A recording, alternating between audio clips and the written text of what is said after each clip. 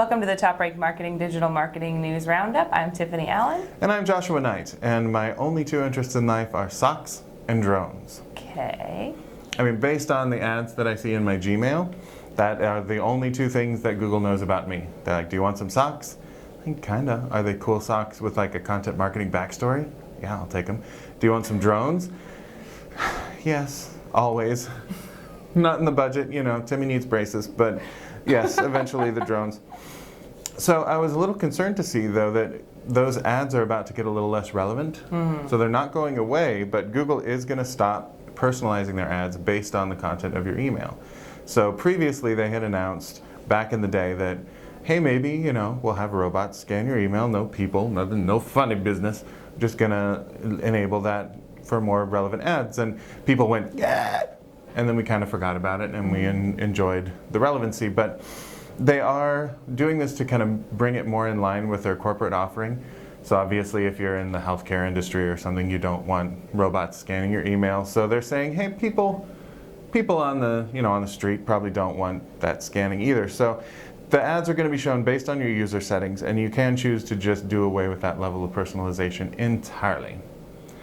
Personally, I would rather have the ads that are more relevant and give up a little privacy. As a marketer, I feel like everybody wins when the ads are more relevant. But there probably is that creepy line, right? How do you feel about that? You know, I'm not a big fan of the idea of something crawling my email. I never use my personal Gmail account because I don't. But, you know, if I'm like, oh, hey, my soap company is going to get acquired by this other soap company, and then I get jailed and imprisoned for insider trading because a robot told on me, you know, I don't really know how any of that works, but I feel like I'm now afraid of it just now because I thought of it. Robot snitches, by the way, get robot stitches. They just get them in their drone socks. It's good. Great. Well, you know, I think there's other ways to reach people in their inbox. Go on. Like a marketing email. Oh, yeah? Segue of the year. So a recent study showed kind of the drivers of consumer purchase from marketing emails. And I think you'll find that personalization, shockingly, was like the second to last factor that was considered. Permit me to again say, exactly. He's very jumpy today. Only the one thing that was lower was like a local connection. So it was 33% of people felt that way, which I get. It's email. It's not like they're coming to your house. Right in the middle was it meets the immediate need when you're looking at your inbox. So if you're starving and they're like, Jimmy John's has sandwiches, you might be like, oh, okay, I guess. The top drivers, though, were sales and discounts at 92%. Sure. Brand reputation was a close second, which I thought was interesting. But the biggest takeaway here is this middle crunch area for ease of transaction and ease of transaction on mobile.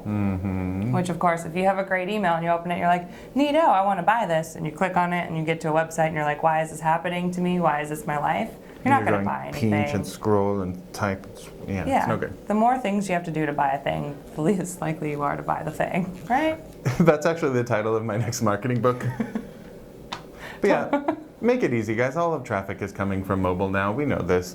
So make sure if you're clicking a link in an email, it should go to a mobile optimized landing page. Yes. It really should. Or it could take you to a private video chat on Facebook Messenger, segue. That would be terrifying. Well, it's happening, though. Messenger is starting to get marketers' attention. And I think it's stuff like this announcement that they just made that makes your marketing senses tingle. Ooh. Whereas, like, for me, it's right up here, the tip of the ear. But their Messenger is adding more features to their live video chat, which means that people are using their live video chat, which I had never really considered.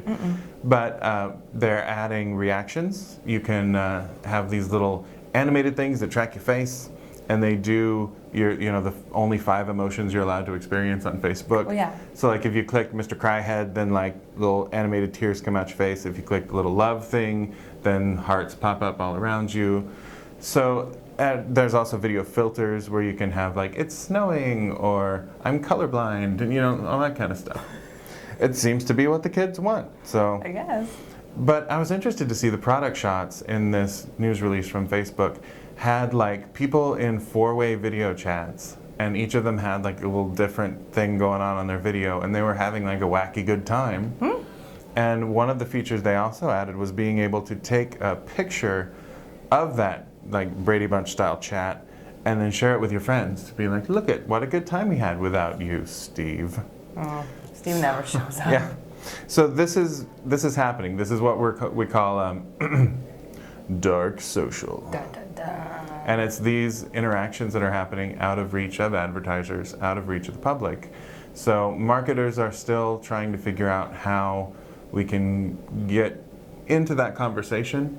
Nike was doing something cool where they had small groups of influencers that they knew were in groups on Facebook Messenger, and they were all into soccer. It was one of those countries where they dig soccer.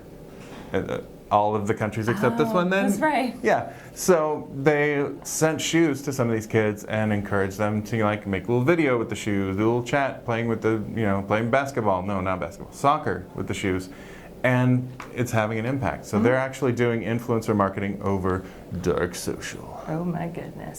That's not the only development we have in influencer marketing today, Josh. No, it certainly isn't. Not by far.